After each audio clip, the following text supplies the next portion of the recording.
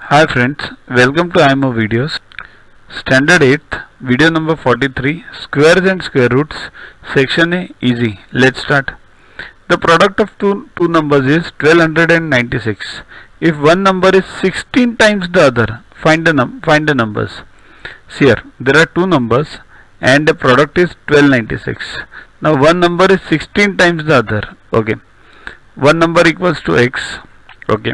So other number is what? 16 times the first one. So 16x.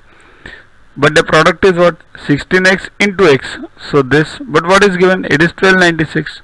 So 16x into x equals to 1296. Multiply this. 16x into x means 16x square equals to 1296. Bring this 16 on this side. It becomes x square equals to 1296 upon 16. Divide this 16 ones and 16 81 za. 8 is 128 and 1 remains 81 za. So x square equals to 81.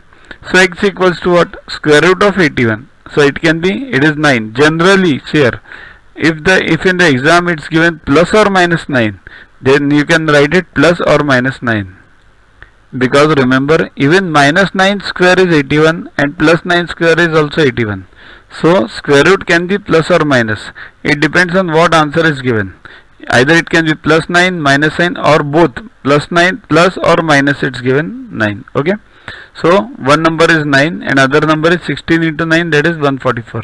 Either plus or minus 144, or if it is plus or minus over here, then plus or minus over here. Okay.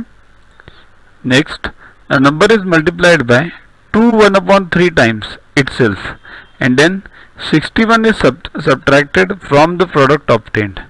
If the final result is 9200, then the number is, here it means, here let the number be x. Now it is multiplied by 2 1 upon 3 times itself. So first convert 2 1 upon 3. This is what. To watch the videos further, kindly download Yuva app from Play Store and follow the paid version in 10+2 section.